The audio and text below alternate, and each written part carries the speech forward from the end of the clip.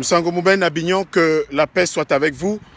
Je voudrais une fois encore et rapidement donner la force et le courage à mes sœurs et frères africains du Tchad. Je voudrais leur communiquer et leur transmettre ma fraternité et leur dire et redire à mes frères et sœurs africains du Tchad que personne ne doit vous donner des leçons de haine. Personne ne doit vous donner des leçons de haine. Personne. Les Tchadiens, quand ils demandent à la France d'Emmanuel Macron de les laisser tranquilles, les Tchadiens, quand ils demandent à la France d'Emmanuel Macron de ne pas exercer ou de faire d'ingérence dans leurs affaires, ne sont pas dans la haine. Ils sont dans l'exercice de leur souveraineté et de leur citoyenneté. Le garant de la souveraineté du Tchad, de l'intégrité du Tchad, n'est pas Emmanuel Macron, n'est pas la France. Le garant de la souveraineté, de l'intégrité du Tchad, ce sont les Africains du Tchad. Quand j'entends, et c'est répétitif, récurrent depuis un moment, chez les Africains, notamment en France, et par ailleurs, chez ces coteries qui sont chargées de nous dire et de dire à des Africains qui exercent leur travail et leur devoir de mémoire, qui exercent leur devoir critique, on nous parle de haine. De quelle haine parle-t-on? Les Tchadiens.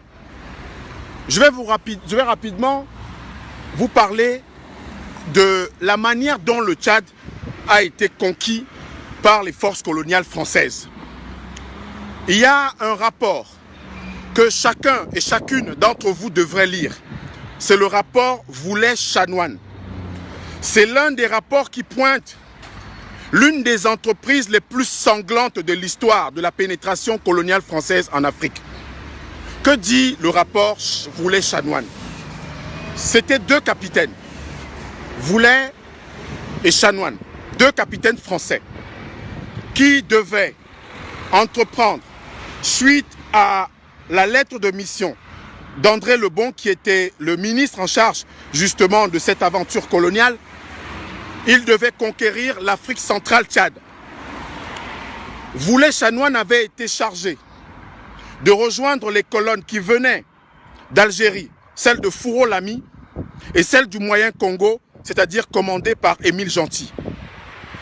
Voulet-Chanoine, parti du Sénégal, devait entrer au Tchad par l'ouest et rejoindre le Niger, la mission qui leur était confiée. Qu'est-ce que Voulet et Chanoine ont fait? J'écrase une larme aujourd'hui et je rends hommage aux populations en pays Haoussa, aux populations du Tchad actuel, aux populations de Kousséri au Cameroun et surtout à ce village de Birni Koni qui a été complètement rasé par Voulet et Chanoine. Complètement rasé. Voulet et Chanoine, capitaines français, en 1899, ont détruit la plupart des villages qui étaient sur leur passage. Pour deux raisons. Il fallait vivre sur le pays, c'est-à-dire avoir des porteurs et des personnes qui vous fournissaient des vivres. Et qu'est-ce qu'ils faisaient? Quand les populations refusaient, c'est d'ailleurs pour cette raison que la grande Saraouina, résistante à Oussa, s'est levée contre cette mission. Le village de Birni Koni a été détruit. 10 000 âmes ont péri. Je le dis pas par mythologie, je le dis pas par légende, je le dis sur la base de rapports historiques, de rapports militaires français, de rapports coloniaux français. Le colonel Club ayant été envoyé après moult massacres, presque un génocide commis par Voulet et Chanoine, le colonel Club est arrivé sur place et il a constaté que 5000 fillettes africaines noires avaient été pendues dans les arbres par Voulet et Chanoine. 5000 filles africaines pendues par Voulet et Chanoine. Alors je me pose la question, je me pose toujours la question, comment ose-t-il, comment en France, où en 1431, la pucelle d'Orléans est décédée, elle est morte, parce qu'elle luttait contre la pénétration anglaise en France. Et on la célèbre aujourd'hui, la pucelle d'Orléans. Macron et les Français nous disent qu'ils n'étaient pas là pendant la colonisation, notamment celle du Tchad. Mais ils célèbrent Jeanne d'Arc, ils célèbrent Napoléon, ils célèbrent De Gaulle, ils célèbrent Club, ils célèbrent Voulet et Chanoine. Ils n'étaient pas là. à moins de croire en la réincarnation. Les Africains n'ont aucune leçon de haine à recevoir de quiconque.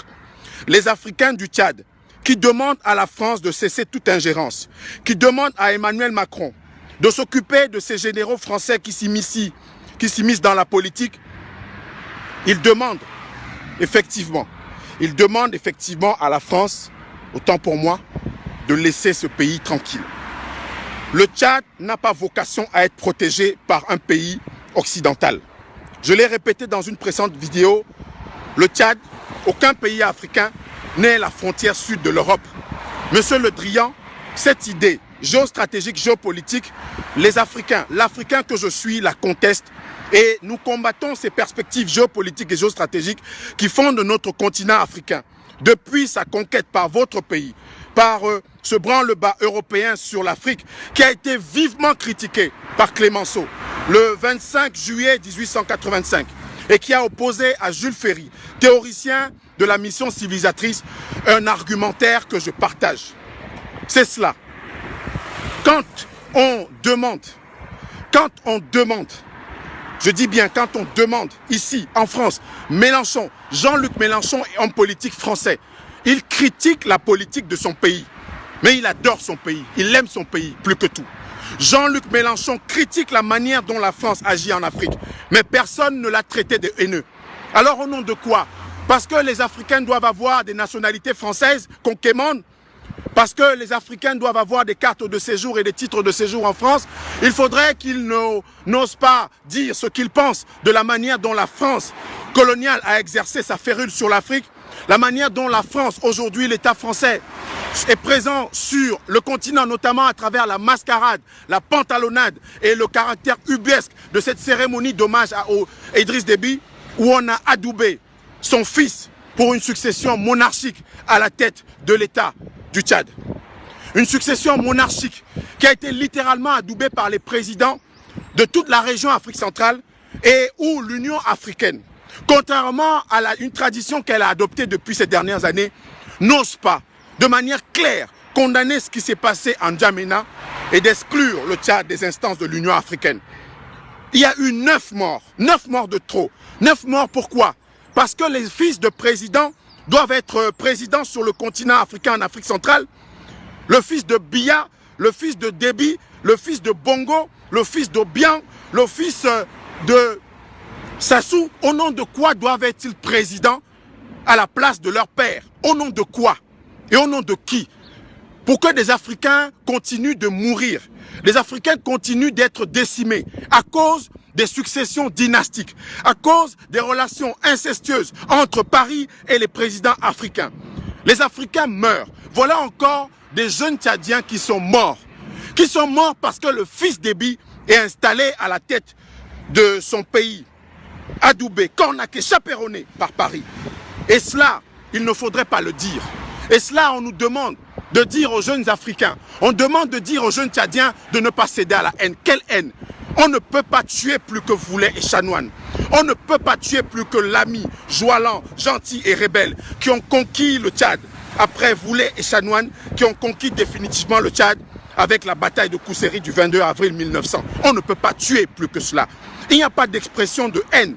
Pire que ce que Voulet et Chanoine ont fait sur le continent africain, notamment dans le pays qu'on appelle le Tchad aujourd'hui. Les Africains n'ont de leçons de haine à recevoir de personne. Les Africains du Tchad qui manifestent, qui se soulèvent, Succès Masra, sur qui sont déjà les viseurs de ceux qui veulent neutraliser les forces, neutraliser la résistance tchadienne, neutraliser les jeunes tchadiens qui se lèvent. Succès Masra a notre soutien. On emprisonne les hommes, mais on n'emprisonne pas leur conscience. Vous allez interpeller Succès Masra. Vous allez l'arrêter. Vous allez arrêter, vous allez même défaire des Africains comme moi de leurs papiers en France. Vous allez leur retirer peut-être leur nationalité pour ceux qui l'ont, parce que moi je n'ai pas cette nationalité-là. Peut-être que vous allez me retirer mon titre de séjour ou mes papiers. Mais je dis, et je répète encore ce matin, que nous avons le droit, les Africains ont le droit, le plein droit de dire non à l'ingérence française sur le continent africain. Le Tchad n'est pas un territoire français. Les Français ici veulent que les étrangers rentrent chez eux quand ils n'ont pas de papier.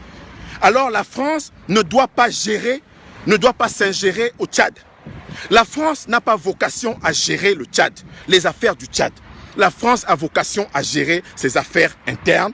La France a vocation à gérer ses territoires. La France a vocation à gérer ses affaires. Il faudrait que ces vérités claires soient dites.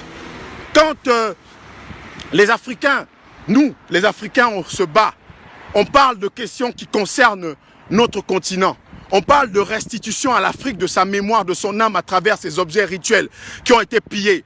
On nous dit, oui, il y a mieux à faire, il y a des choses beaucoup plus importantes. La Corée du Sud est une puissance mondiale. La Chine, c'est la première puissance mondiale aujourd'hui en parité de pouvoir d'achat. Première puissance économique. Mais la Chine réclame ces objets spoliés par les Anglais, par les Français, durant la période coloniale. Alors, ne nous demandez pas à nous, Africains, de nous occuper d'investir au pays, de nous occuper simplement d'être des anciens SDF en France qui vont être des industriels dans leur pays. Non, nous allons nous battre ici en France, sur le territoire français, dans le respect des lois républicaines, de manière pacifique, pour que la mémoire des populations de Birni-Koni, 10 000 âmes qui ont été tuées, massacrées par les Français, que cette population-là, que la mémoire et l'âme de ces populations soient honorées. Nous allons nous battre pour que chaque Africain tombé sous les balles de cette entreprise coloniale soit honoré. Nous allons nous battre sur le continent africain, partout dans le monde, mais aussi, surtout ici, en France, où nous avons le droit comme chacun, où nous avons le droit comme Mélenchon, comme Clémenceau, comme tous les anticolonialistes, de critiquer et de condamner ce que leur pays fait de mal. Vous voulez nous enjoindre à célébrer la France. Vous voulez nous enjoindre à dire que c'est beau, c'est magnifique, qu'on a trouvé le bonheur et le réconfort en France. Vous voulez nous enjoindre à dire que oui, quand on vient en France, eh bien, on est sur un Éden ou un paradis terrestre. Si la France fait bien, si la France est belle par ses paysages, par le génie de ses populations ou de ses hommes, eh bien, il n'y a pas de problème à ça. 1000 fois, nous le célébrons. Mais si la France a commis des massacres, des génocides, des guerres, si la France s'ingère sur des territoires, dans des affaires qui ne la concernent pas, eh bien, nous le dirons. Aucun papier, aucune gratification, aucun avantage, à titre personnel en France, ne me feront taire sur des questions aussi essentielles, sur des questions aussi fondamentales. Quand les Français, tous les jours, sur l'Arc de Triomphe, sous l'Arc de Triomphe, célèbrent les morts pour la France, tous les jours, ils allument des cierges, ils allument ce feu qui fait vivre l'âme de ceux qui se sont battus. Ils n'étaient pas là. On n'était pas là ici en France sous De Gaulle pour la plupart. On n'était pas là sous Jeanne d'Arc. On n'était pas là sous Emmerich, sous Lyotet, sous Foch. Mais les Français les célèbrent tous les jours ici. Alors au nom de quoi vous demandez à des jeunes Tchadiens d'oublier le passé, d'oublier cette période coloniale triste, cette période coloniale sombre, de massacres, pour s'occuper de quoi? Se préoccuper d'avenir? Est-ce que les Américains ne célèbrent pas Lincoln? Est-ce que les Américains ne célèbrent pas les pères fondateurs de leur nation? Est-ce que les Chinois ne sont pas confucéens en hommage à ce grand philosophe qui leur a fourni le levain de leur entrée dans le Gotha des puissances depuis tant de millénaires? Est-ce qu'un pays, est-ce qu'une civilisation est condamnée à être matérialiste pour être respectée? Nous disons non. Nous disons qu'à chaque Africain, à chaque Africaine, nous allons enseigner à apprendre notre histoire. Nous allons enseigner à apprendre l'histoire de ceux qui sont venus nous spolier. Nous allons apprendre et enseigner l'histoire, comme on le fait pour les enfants. En Afrique, à 6 ans, on est dans le catéchisme. À 6 ans, on est à l'école coranique, mais on n'apprend pas l'histoire de l'Afrique à nos enfants. On apprend à réciter la Fatiha à nos enfants. On apprend à réciter le Missel et Notre Père à nos enfants. Mais on ne leur apprend pas la mission Voulet Chanoine. On ne leur apprend pas la conquête du Tchad sanglante par les Français. On ne leur apprend pas toutes ces choses qui font que les adversaires des Africains aujourd'hui sont devenus les Africains. Chaque fois que vous voulez parler de votre culture, de l'Égypte antique, on vous dit, écoutez, c'est le passé. Mais après, on va vous parler de Moïse, du pharaon qui aurait chassé de façon absolument mythologique avec des balivernes des Juifs d'Égypte. On vient vous parler de ça alors même qu'on est incapable de dire 2 dates sur l'histoire de son propre pays. Alors qu'on est incapable de dire 3 choses sur l'histoire de sa propre ethnie, alors qu'on est incapable de dire une seule chose sur l'histoire de sa contrée, de son terroir. C'est notre rôle. Et j'ai voulu encore, à travers cette vidéo ce matin, dire à mes frères du Tchad, à Succès Masra, que tu n'as pas besoin d'être député, ministre pour t'affirmer. Ministre, député, ce sera bien, ce sera peut-être plus tard. Mais aujourd'hui, en Afrique centrale, nous avons besoin de gens qui se battent, qui ont la haine et qui disent non aux potentats, aux tyrans, aux dictateurs et à l'ingérence française. Les Français n'ont pas vocation à protéger notre territoire. Et je voudrais saisir cette occasion également pour parler à mes frères du Mozambique. Mes frères du Mozambique ils vivent une situation que le Tchad, le Cameroun, le Nigeria vivent depuis tant d'années. Depuis 2017, dans ce pays d'Afrique de l'Est, des groupes qui veulent nous ramener à l'époque, dit-on, du prophète Mohammed, donc des salafistes, donc c'est-à-dire des ancêtres qui vivaient dans leurs conditions, je ne sais pas si elles sont moyenâgeuses. Ces groupes ont infesté cette partie de l'Afrique, la Corne de l'Afrique, le Kenya, la Somalie, etc. Ils sont arrivés au Mozambique. Le Mozambique, c'est un pays qui a lutté et qui a payé le prix du sang. De 1965 jusqu'à l'indépendance en 1975, porté par Samora Machel et Joachim Chissano et les autres, à travers ce grand parti qui s'est battu pour que cette partie de l'Afrique se libère, avec ceux de l'ANC, ceux de Zimbabwe, ceux de Zambie, ceux du Tanganyika. Eh bien, le Mozambique, aujourd'hui, une partie de son territoire est occupée par ces chebabs. Le Mozambique, dans cette tradition africaine d'aliénation et de complexité complètement incompréhensible, le Mozambique ne veut pas de force africaine sur son territoire, mais le Mozambique veut des instructeurs portugais. Le Mozambique est dans cette servitude volontaire de l'Africain, qui fait que l'ancien oppresseur vient être l'instructeur des forces armées du Mozambique, alors même que l'Afrique du Sud, la Tanzanie, alors même que le Zimbabwe, alors même que la Zambie, le Malawi sont frontaliers du Mozambique. Les Mozambicains veulent que les États-Unis et les Portugais viennent à leur secours, pas les Tanzaniens, pas les Sud-Africains, pas les Zimbabwéens.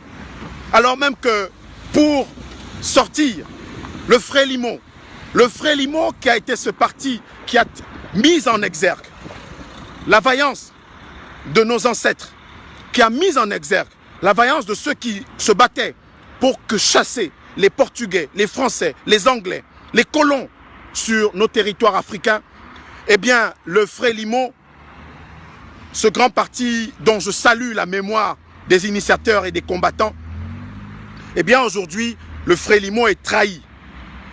Le Frélimo est trahi par ceux qui préfèrent que le colonisateur portugais, aujourd'hui avec ses avatars, vienne instruire les forces du Mozambique, alors même que l'Afrique avait décidé en 2004 de mettre en place une force africaine en attente.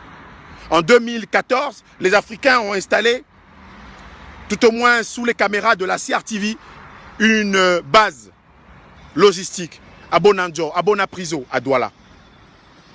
Et alors, on se demande, quel est donc ce continent? Quel est donc ce continent où les enfants du continent n'ont pas le droit, n'ont pas la capacité, n'ont pas la présence d'esprit de se mettre ensemble pour se défendre? Où ce continent, où des Africains disent aux Africains, comme hier, vous savez, mes chers amis, mes chers frères et sœurs, ceux qui ont aidé Voulet et Chanoine, ceux qui ont aidé le lieutenant Joalan, ceux qui ont aidé le commandant Rémi Gentil, ceux qui ont aidé Rémi Robel à conquérir le Tchad, ce sont des Africains. Ce qu'on appelait les Soudanais, ce qu'on appelait les tirailleurs sénégalais, qui étaient, ou les Spahis du Maroc. Ce sont des Africains. Ce sont des Africains qui ont aidé la France, le Portugal, l'Espagne, l'Angleterre à conquérir l'Afrique. Ce sont des Africains qui ont aidé ces puissances à massacrer leurs frères et sœurs sur le continent africain. Ce sont des Africains qui ont été, à travers ce que Mongin a baptisé la force noire, qui ont été enrôlés comme tirailleurs sénégalais. Et ce sont ces mêmes Africains que De Gaulle a laissés aux portes de Paris quand il fallait célébrer les forces qui ont libéré la France. Alors même qu'en 1940, il est venu au Cameroun. En août 40, c'est Leclerc qui l'a précédé pour allier l'Afrique centrale à la cause de De Gaulle, qui avait lancé en juin 40, quelque temps avant, qui avait lancé cela, qui avait lancé un appel. C'est au Cameroun que De Gaulle a eu ses premiers soutiens et son premier argent. C'est au Cameroun, chez nous, chez moi, chez vous, pour ceux qui sont de ce pays d'Afrique, c'est au Cameroun qu'ils ont eu le bonheur même de trouver les premières troupes. Mais les Camerounais qui sont arrivés aux portes de Paris ont été virés des troupes. On a appelé ça le blanchiment des troupes. Alors le dire n'est la haine envers personne. Le dire n'est la revanche envers personne. Le dire, ce n'est le racialisme envers personne. Il faut que les Africains de France, ceux en tout cas qui prennent conscience, cessent de dire à leurs frères que vous êtes des pleurnichards, vous êtes des revanchards ou des haineux. Nous les Africains de France, nous les Africains de la 6e région, on n'a aucune leçon de haine à recevoir de personne. Parce que aucun Africain n'a massacré aucun Français. Aucun Africain n'a massacré aucun Anglais. Aucun Africain n'a massacré aucun Espagnol. Aucun Africain n'a massacré aucun Portugais. Mais l'inverse n'est pas vrai. Les Africains ont été massacrés par les Portugais, par les Français, par les Espagnols, par les Anglais. C'est la réalité historique. Et le dire, c'est n'être haineux envers personne. Le dire, c'est n'être haineux envers aucune puissance. Le dire, c'est comme les Français, pays d'histoire, pays de Marc Ferraud, dont je salue la mémoire, qui a écrit le livre noir du colonialisme, entre autres. Eh bien, les Français, comme les Africains, ont le droit d'exercer de façon critique leur regard sur l'histoire de leur pays. Quand on dit que la France a été un État esclavagiste, un État raciste, un État colonialiste, ce n'est pas parce qu'on insulte la France, c'est la réalité historique. C'est basé sur le droit. Ils disent ici en France qu'on a un État de droit.